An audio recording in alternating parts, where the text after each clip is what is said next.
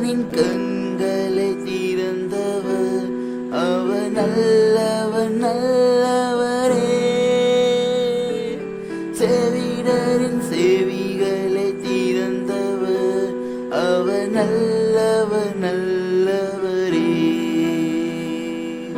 குருடனின் கண்களை திறந்தவர், அவர் நல்லவர் நல்லவரே.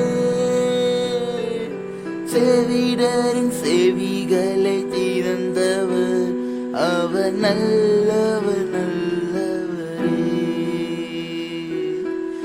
அவர் நல்லவர், சர்வ வல்லவர்.